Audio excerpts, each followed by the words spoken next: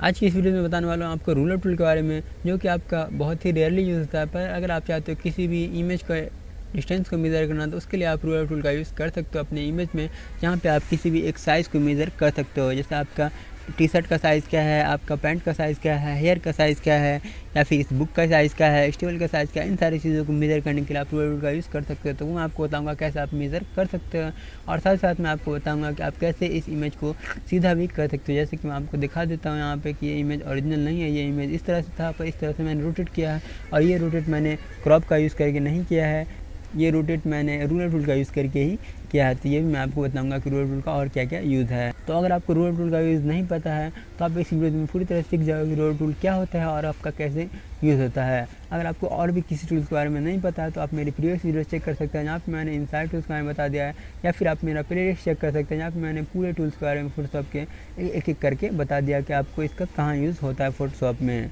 तो अगर आप इस चैनल पर नए आए हो, आप इस चैनल को सब्सक्राइब कर लो, साथ साथ बेल आइकन को दबा दो, ताकि कोई भी मैं नई वीडियो डालूँ टेक्नोलॉजी से रिलेटेड तो आपको सबसे पहले मिले।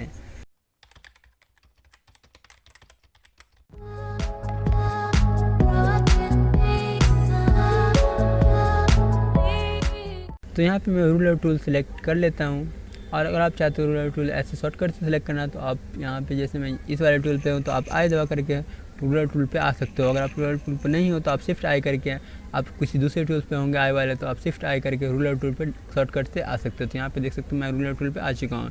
तो अगर आपने मैथमेटिक्स पढ़ा है, तो आपको पता हो कि रूलर क्या करता है। रूलर आपको मेज़र करता है डिस्टेंस को। अगर आप कहीं पर भी डिस्टेंस आप नापना चाहते हो, तो आप रूलर का यूज़ करके नाप सकते हो। तो उसी तरह यहाँ पे इमेज में भी काम करता है आपका रूलर। यहाँ पे देख सकते हो ये एक बॉयज़ है, और आप चाहते हो कि इसके सर का साइज़ देखना कि इसके सर का साइज़ कितना है, तो आप इस तरह से यूज़ कर सकते हो रूलर का। यहाँ पे आपको इसके साइज़ मिल जाएंगे, पर यहाँ पे इसको अगर आप साइज़ को मेज़र करना चाहते हो, तो आपको उसको पहले पता होना चाहिए कि ये इमेज का साइज़ क्या है पूरा। तो आप इमेज का साइज़ यहाँ से इमेज में जा सकते हैं, इमेज में जाके इमेज साइज़ में देख सकते हो, ताकि उसी के रिस्पेक्ट से आपको देखना है। तो यहाँ पे देख सकते हो ये मेरा इंचेस में है, तो आप इंचेस में भी देख सकते हो, आप चाहते हो तो आप पिक्सल में भी देख सकते हो। यहाँ पे पिक्सल में रिकमेंड करूँगा आपको। यहाँ पे पिक्सल में देख सकते हो ये इतने पिक्सल हाइट विड्थ है और इतने पिक्सल हाइट है, तो इसके रिस्पेक्ट में यहाँ से यहाँ तक की साइज़ क्या है, उस हिसाब से आप अगर अपने सर का आप साइज़ देखना चाहते हो, तो आप वो भी मैच कर सकते हो। तो ये इसीलिए यूज़ होता है रूलर के लिए। तो अगर आपको परफेक्ट मतलब नाप चाहिए, यहाँ से आप कपड़े सिलवाना चाहते हो कहीं पे किसी इमेज का देख करके, तो आप यूज़ कर सकते हो इसका, और आप उसी हाइट का कपड़े सिलवा सकते हो। तो उसी के लिए मेनली यूज़ होता है। तो यहाँ पे देखो, यहाँ पे जैसे आप कहीं पे रूलर सेलेक्ट करोगे, तो आपको ऊपर में ऑप्शन मिल जाएगा, यहाँ पे देख सकते हो विड्थ का, और यहाँ पे देख सकते हो हाइट का। तो ये माइनस का मतलब है कि आप ऊपर चले गए हो, और जैसे अगर मैं नीचे की तरफ आऊँगा, तो यहाँ पे हाइट बढ़ेगा, और ऊपर की तरफ जाऊँगा तो यहाँ पे माइनस घटेगा, देख सकते हो। पर विड्थ जो होगी वो आपकी हमेशा सेम रहेगी। तो विड्थ आप घटाना चाहे तो आप इसको वापस इस साइड आओगे, तो आपका विड्थ माइनस में जाएगा। तो आप इस साइड देखना चाहोगे, तो उससे आपको कोई मतलब नहीं, आपको माइनस को नहीं यूज़ करना है, माइनस को आपको भूल जाना है। और फिर आप देखो यहाँ से यहाँ तक अगर आप डिस्टेंस देखना चाहते हो, तो कितनी डिस्टेंस है। जैसे मैं यहाँ पे रिलीज़ करूँगा, तो ये मेरी डिस्टेंस बता देगा कि यहाँ से यहाँ तक की डिस्टेंस जो है वो आपकी विड्थ जो है वो 2492 की है, और हाइट जो है वो आपका 136 का है। उसी के लिए यूज़ होता है ये रूलर टूल। तो आप चाहते हो इस बच्चे के हैंड की लंबाई देखना, तो आप यहाँ से सेलेक्ट करते हो। तो जैसे मान लो ये हैंड है, तो यहाँ से लेके यहाँ तक मैं सेलेक्ट कर लेता हूँ, और जैसे मैं इसको रिलीज़ करूँगा, मतलब छोड़ दूँगा, जो यहाँ पे देख सकते हो इसकी हाइट जो है वो कितनी है, 3031 की विड्थ है इसकी। तो मतलब इसके हैंड की लंबाई हो गई 3031 पिक्सल। तो बस इसी के लिए यूज़ होता है ये डिस्टेंस मेज़र करने के लिए। आप चाहते हो टेबल की लंबाई देखना, तो आप टेबल की भी लंबाई देख सकते हो। तो यहाँ से यहाँ तक आपको सेलेक्ट कर लेना है टेबल की लंबाई के लिए, और जैसे मैं रिलीज़ करूँगा, तो देखो टेबल की लंबाई जो यहाँ पे वो 6735 पिक्सल है।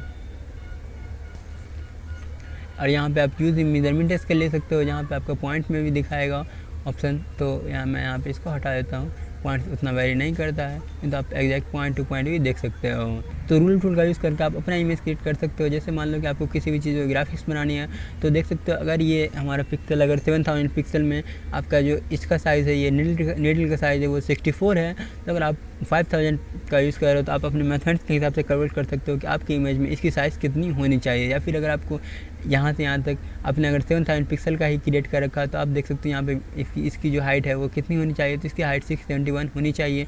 अगर आप अपने इमेज में अगर आप रख ले रहे हो इस नीडल को, तो आप इसकी हाइट जो है वो आप इसकी हाइट को 67 ले लेना है। तो अगर आप चाहते हो किसी भी मतलब शर्ट वगैरह का मेज़र करना या फिर पैंट का मेज़र करना या हैंड वगैरह का साइज़ मेज़र करना या फेस का साइज़ मेज़र करना, तो आप उन सारी चीज़ों के लिए रूलर टूल का यूज़ कर सकते हो। और आप रूलर टूल का एक और यूज़ कर सकते हो, वो मैं आपको बताता हूँ कि आप इसको सीधा करने के लिए यूज़ कर सकते हो, कि आप क्रॉप से भी कर सकते हो कंट्रोल टी करके इमेज का। पर यहाँ से मैं आपको दिखा देता हूँ कि कैसे आप कर सकते हो। तो पहले मैं इसका एक कॉपी क्लियर कर लेता हूँ, इस लेयर का मैं एक कॉपी क्रिएट कर देता हूँ।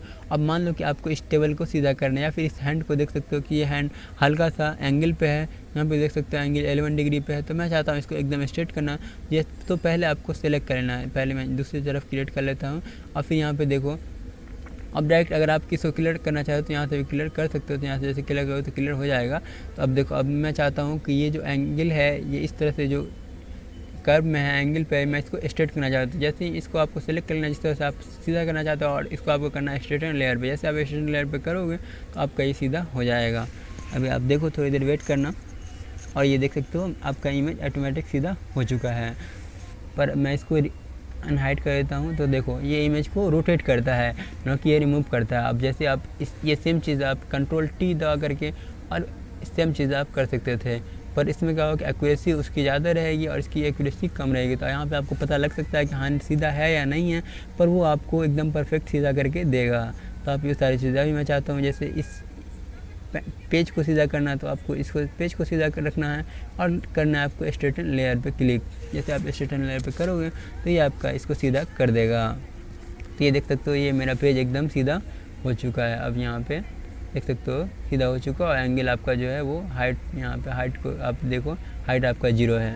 तो देख सकते हो किस तरह सीधा करता है। और फिर आप इसको क्रॉप करके अपने हिसाब से यूज़ कर सकते हो इमेज को। जैसे मान लो कि इसका मैं क्रॉप टूल, अगर आप क्रॉप करना नहीं जानते हो तो आप मेरा पिछला वीडियोस देख लो, वहाँ पर मैंने क्रॉप टूल के बारे में बता दिया है। यहाँ से जैसे मैं क्रॉप करूँगा इंटर, तो देखना कि आपका इमेज जो है वो सीधा हो जाएगा। देख सकते हो अब ये किताब मेरी एकदम सीधी हो चुकी है। तो आप इस तरह से रूलर टूल का यूज़ कर सकते हो अपनी इमेज में। तो अब आप रूलर टूल का यूज़ समझ गए होंगे कि फोटोशॉप में आपको रूलर टूल कैसे यूज़ करना है। तो आपसे मिलते हैं नेक्स्ट वीडियोज़ में, जहाँ पर मैं आपको बताऊँगा 1 2 3 काउंट टूल के बारे में। तो अगर आपको वीडियो सही लगा हुआ तो वीडियो को लाइक कर दें और साथ साथ चैनल को सब्सक्राइब कर दें अगर आप इस चैनल पर नए आए हैं तो।